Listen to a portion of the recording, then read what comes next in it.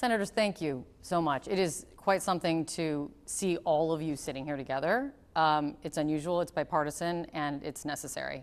I think it says something about this issue and how important it is. Senator Graham, why this? Why now in this moment? Like most good ideas, they come from women around here. How did I find out about this? Katie told me about it, and Amy had already had legislation to deal with it, and we're going to take it and run with it. But Katie is the first one to mention it to me. I saw it and took it to Senator Graham just to say, now these kids deserve somebody to fight for them. And like I said, no matter where you sit with regards to this war, I think that's something that unifies everyone. Countless horrific acts have been carried out in the course of this war. Why does the abduction, the kidnapping of thousands of Ukrainian children, why does this just feel somehow worse, yet somehow overlooked? Everybody gets that pulling these kids out of Ukraine and literally kidnapping 19,564 children that we know of. 19,564 children that we know of. That must end today. Who knows what's happening to these children? And when you think about this, I think this is a mechanism that brings people from across the spectrum on this together and says we've got to force Russia to do the right thing and we've got to give a voice to the voiceless, and that's what's happening here. Senator Klobuchar, you've been pushing on this issue. What does this image say about this?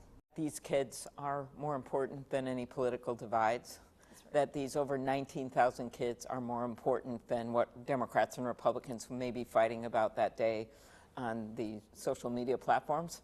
I look at this as these kids cannot become a weapon of war, not just with Do you think Russia. That's what this has become? Yeah, and that's why I believe they need to be released immediately, because when these negotiations start, if they ever seriously go forward, which they must, the kids can't be a gambling chip. They can't be part of this. They have to be released now. Well, how does the war end, I think is the question, right?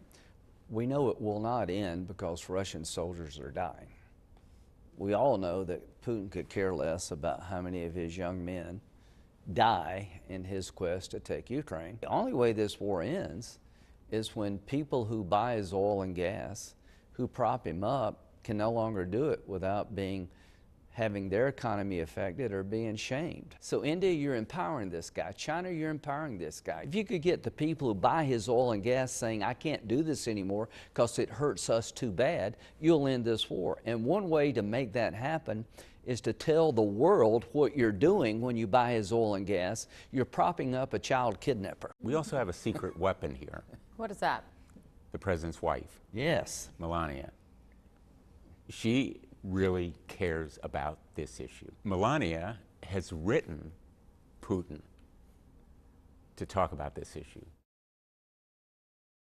For people sitting out there at home and say, sanctions bill, trying to get Putin to the table, I've heard it before. I've seen 7 deadlines be set by the United States and this president, 7 deadlines that Vladimir Putin has blown through. You have to give people credit to be cynical that this is going to be any different, that this is going to be the agent of change. How do you convince anyone that this is different this time? This is another front. If we make Russia a state sponsor of terrorism under U.S. law, you do business with Russia at your own peril. You're in a group of very elite company of scumbags, and we're making you a world scumbag in American law, because what do terrorists do? They kidnap children. So my goal, working with my colleagues here, is to get the bill on the floor, and if you don't want to vote for it, I will make you famous. If we let this happen and we just stand back, they're going to be capturing kids in every conflict there is in the future, because it's their way to hold it over people. Senator Blumenthal, nothing has stopped Russia's war machine to this point. Why does this effort have any better chance? There is something so fundamentally repugnant about kidnapping and brainwashing children. And what Putin is doing here is not just ruining and potentially killing children, it's also an effort to erase a nation from the face of the earth. Erase their identity.